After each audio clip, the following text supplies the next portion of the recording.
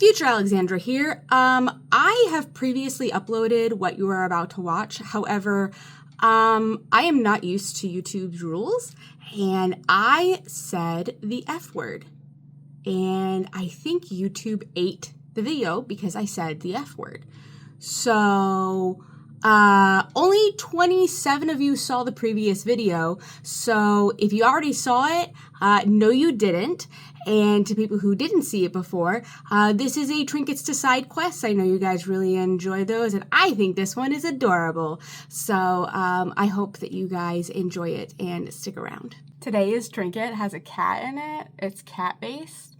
So I wore my cat shirt. Right? Yeah.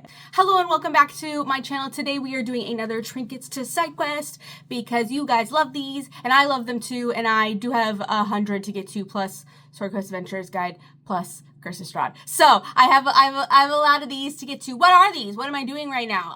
This is a Trinket to Side Quest, which is where I take trinkets from the player's handbook and I turn them into side quests or things to do in general.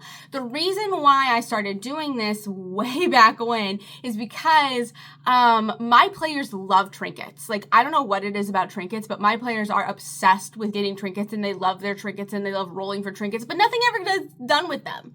Nothing ever happens with trinkets. Nobody ever does anything with trinkets. So this is me trying to do something with trinkets that the players love. So what is on the chopping block today? Number 74, a fan that when unfolded shows a sleepy cat. Normally, whenever I think about what these trinkets are and what they're doing, what's happening with them, it takes me a little while to really formulate a thought. Not this one. I knew immediately what this is. I knew immediately what was going on. I knew immediately what this is, and I immediately knew how I was going to kick your players over. I'm so excited. So, okay. First of all, what is the fan? That's something that we have to establish. Context. We need context.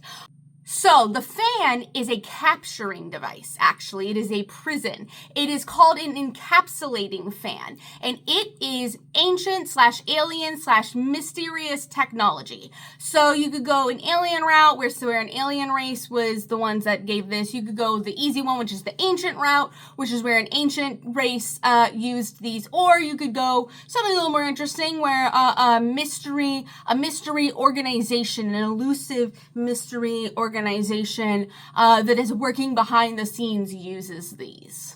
In my mind, what they do is they capture the creature, your enemy, and put the enemy on display.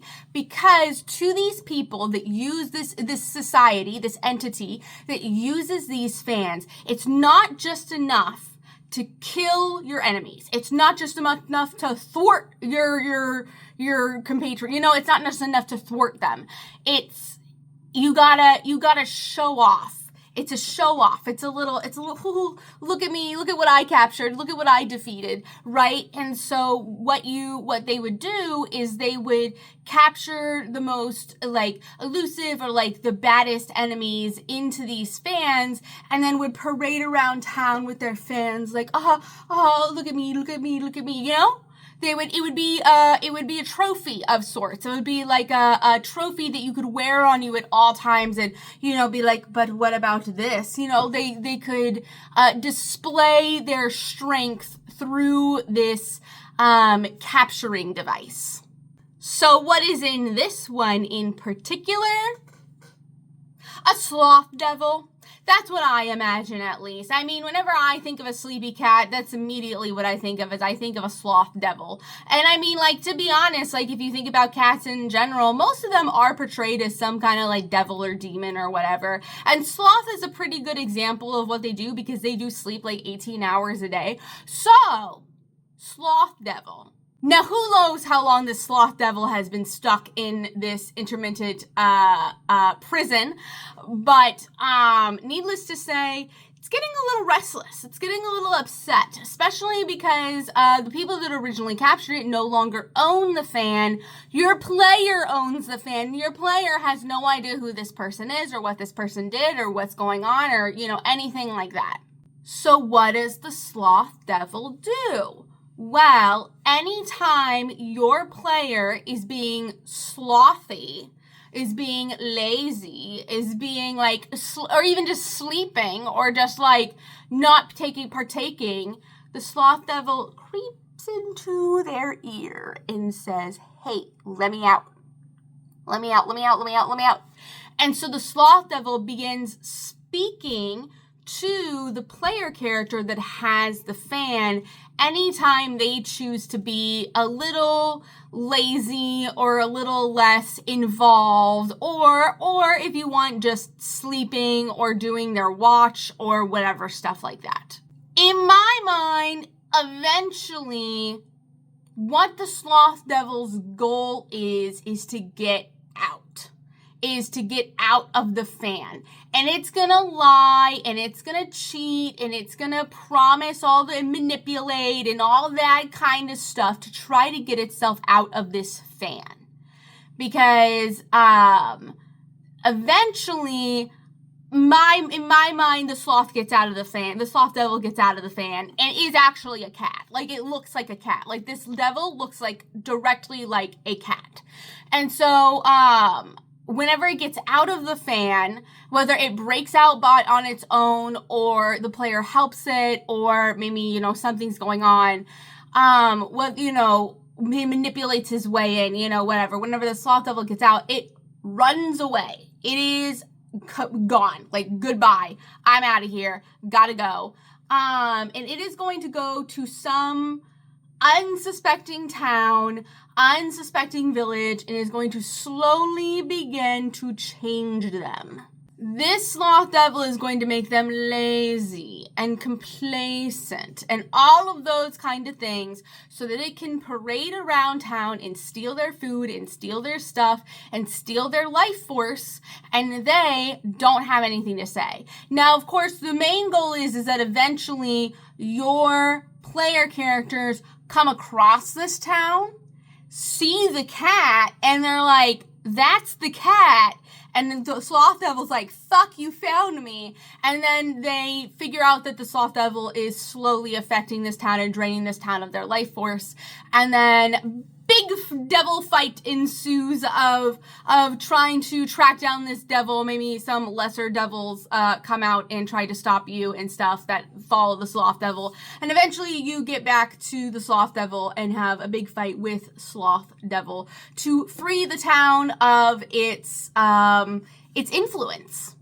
As for what you should get in exchange for freeing the town, I think one of the Wondrous figurines might be really nice. If you could like homebrew a Wondrous figurine that is a cat somehow, I also think that would be really nice. But any of the Wondrous figurine animals that turn into, the figurines, do one of those. I think one of those would be a lovely little addition to the party, and also play on the idea of like, maybe this animal isn't really the animal that I thought it was. Like, what if it's actually a devil?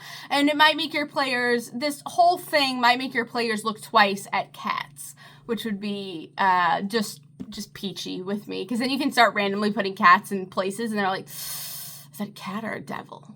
Also, if you want to do this, if you feel comfortable with your players having this kind of power, you can also try to reverse technology the capturing fan to try to learn how to capture something in the fan, so that then your player characters can have a capturing device that they capture some kind of beholder in, or they capture some kind of dragon. They have a capturing device that they can use to shenanigans. So yeah, that is my idea for number 74. I think that it's super duper fun. I really like devils. I think devils are a lot of fun. I also think Yugoloths are a lot of fun, but I didn't think a cat would be a Yugoloth. I thought a cat would be a devil. I didn't think Yugoloth really fit kitty cat, lazy kitty cat at the very least. I do want to let you know that there is a new loot letter out.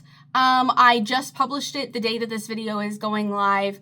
It is a 2-year anniversary of my second anniversary of my book being published. And so I put something from the book out on PDF free for everybody, which was the Lightning Eoto. I made a video about them earlier, but I made them free for everybody if you're so inclined and curious. And also, if you could, just do me a super big favor, please pick my next trinket. I hate picking trinkets. It's so annoying and it's overwhelming and it's my least favorite part of this entire thing. So if you have a trinket that you want me to do, any trinket at all, I am so happy to do it. I just need you to tell me which one you want. Just tell me which one you want. Okay? Okay. I'm going to go ahead and go. Thank you so much for being here. You are always welcome at my table, and I will see you in the next video.